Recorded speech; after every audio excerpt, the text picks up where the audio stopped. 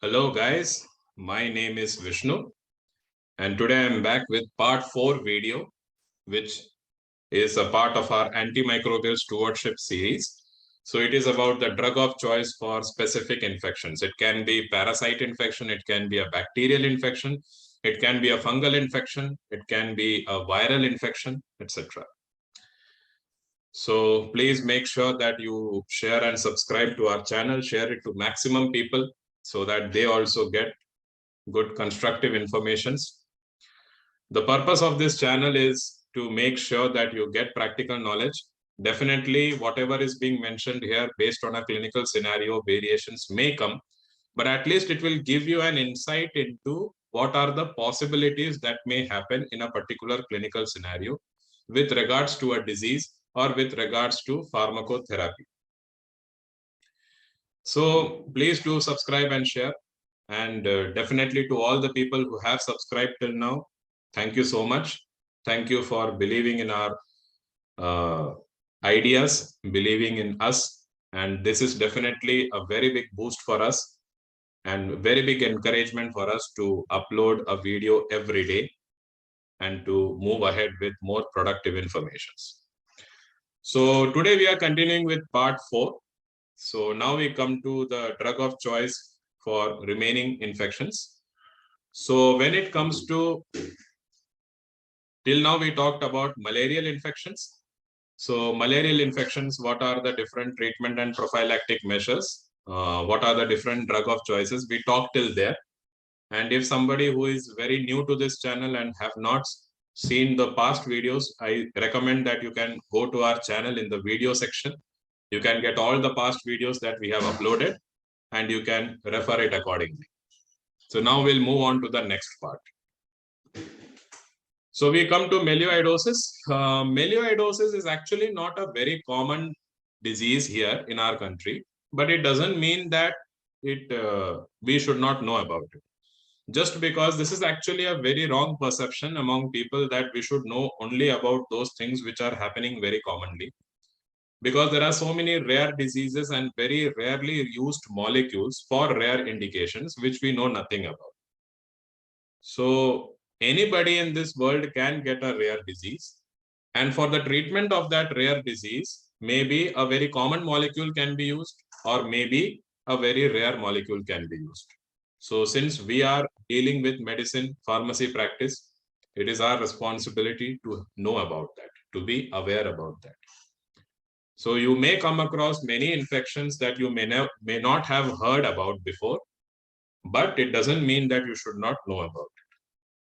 So here in this picture, you can see an organism, Burkholderia pseudomali. So this is actually the causative factor behind melioidosis. It's also known as Whitmore's disease. It's a very highly contagious disease. Contagious means it can be spread from one person to another. And the drug of choice is ceftazidime. Ceftazidime is a third generation parenteral cephalosporin. If you are having a meningococcal infection, so now we have to first understand what kind of infection it is. So here it is written case and contact. So for example, if you have a well-documented infection of meningococcus, it is known as case. In that condition, the drug of choice is ceftriaxone. But if you have come in contact with a person who has been infected with meningococcus, or there is some kind of risk factor of meningococcus in your body due to contact with somebody infected with the same, then the drug of choice can be ciprofloxacin. If you are having MORAXELLA, MORAXELLA is also another kind of organism. We have MORAXELLA, Cataralis, etc. So MORAXELLA infection, if you are having, in that condition, the drug of choice is fluoroquinolones. Now we come to a very special combination. It is known as CO-TRIMOXAZOLE. CO-TRIMOXAZOLE is actually a combination of sulfamethoxazole and trimethoprim. Actually, sulfamethoxazole is a sulfonamide. And you know very well that sulfonamides are bacteriostatic in nature. That means they do not kill the organism. They only inhibit the growth of the organism. But when trimethoprim is added along with sulfamethoxazole, it becomes a bactericidal combination. So this is used in many conditions nowadays. So CO-TRIMOXAZOLE is the drug of choice for nocardia infection. pneumocystis jirovecii. So this is very interesting thing. It is also known as PJP. So PJP is pneumocystis jirovecii pneumonia. So this is a very special kind of pneumonia that happens in immunocompromised patients, especially in patients with HIV. So if you are having HIV and you get a pneumonia due to pneumocystis jirovecii, then the drug of choice is CO-TRIMOXAZOLE. It can be used in cystitis also. It is a part of urinary tract infection. That is why in many hospitals in cystitis condition, they give CO-TRIMOXAZOLE. Isosporiasis, cyclosporiasis, these are some conditions. Here also CO-TRIMOXAZOLE can be given. Sarcocystosis, and then Burkholderia cepacia. So in Burkholderia cepacia, sometime before we talked about melioidosis, which is caused by Burkholderia pseudomali. So this is another variety of Burkholderia. It's known as Burkholderia cepacia. In this condition, we can give CO-TRIMOXAZOLE. Now we'll talk about some worm infection, which is known as nematode infection. We have nematodes, we have cestodes, we have trematodes.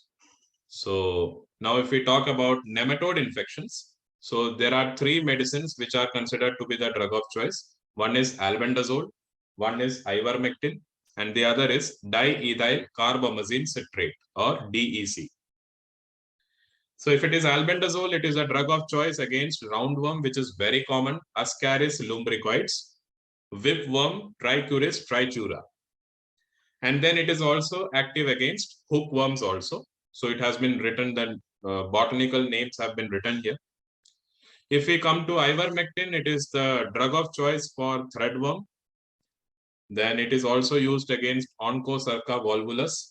In scabies also, ivermectin is used, although we have permethrin 5% cream that is actually the drug of choice, but ivermectin is also.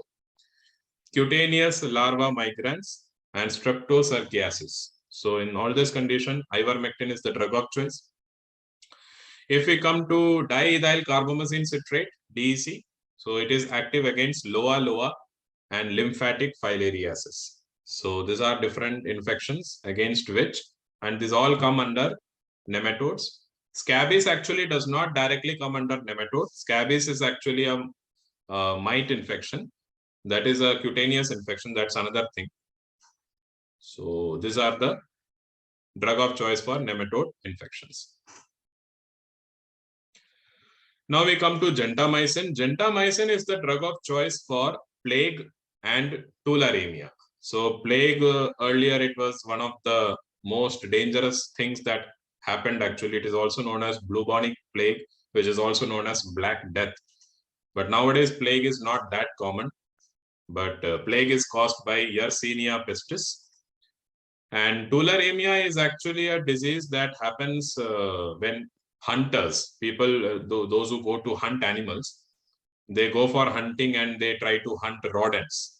So through that, actually, this infection is spread. So this is not very common, but still we should know about it. So tularemia is caused by Francisella tularensis. So in all these conditions, the drug of choice is gentamicin. So yeah. Next, we go to vancomycin. Vancomycin is the drug of choice for pneumococcal meningitis. Clostridium difficile, you can please refer to my previous videos. I have talked about that drug of choice for Clostridioides difficile.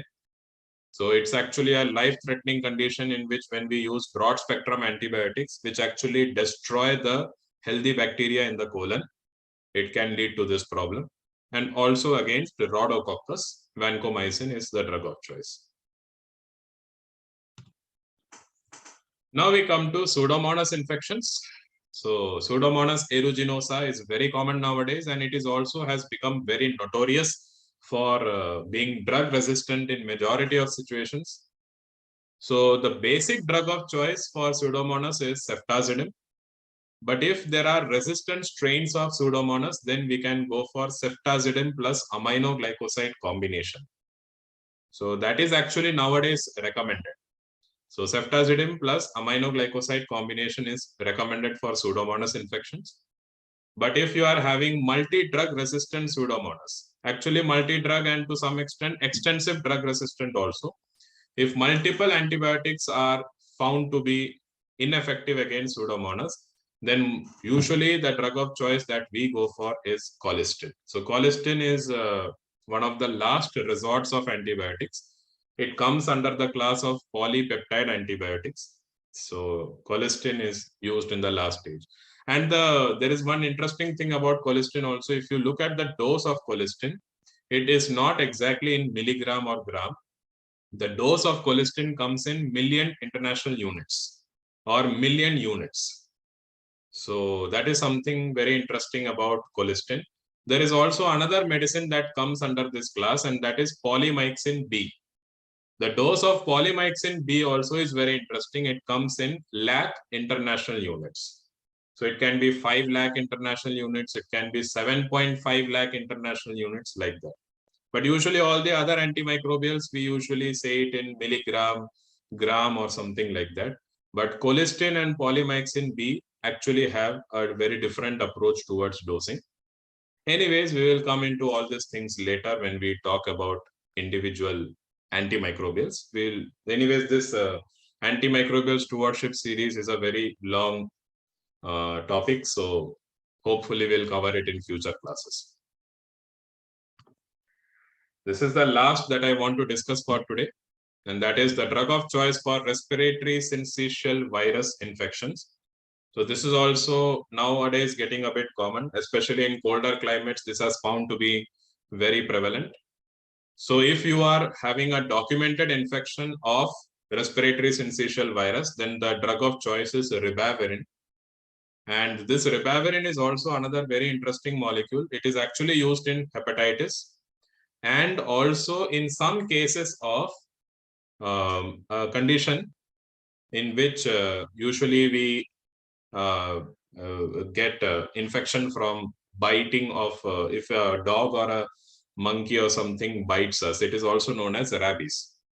So if you are having rabies infection, in some conditions I have seen, where although I am not exactly sure about how efficacious it is, ribavirin has been used in high dose. So ribavirin is usually the drug of choice if it is a respiratory syncytial virus infection. And for prophylactic management, the drug of choice is palivizumab. Whenever you remember the term MAB, M-A-B, wherever you hear, always remember it is a monoclonal antibody.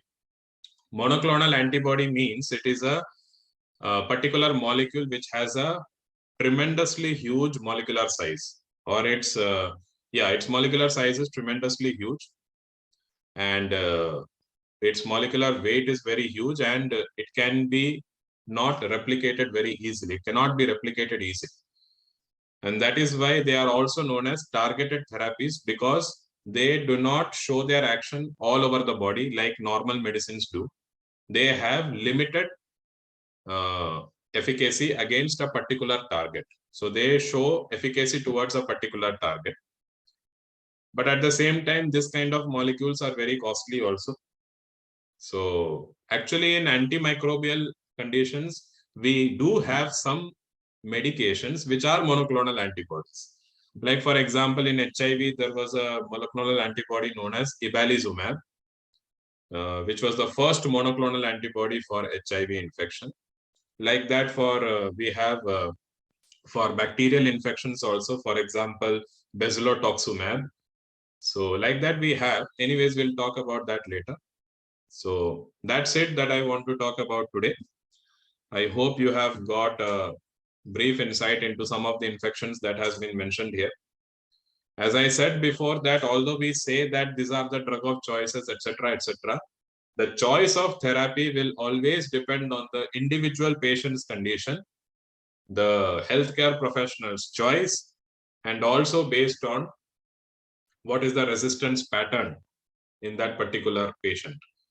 The comorbidities, contraindication status, a lot of things we have to see. On the basis of that, we may have to change the therapy to something else.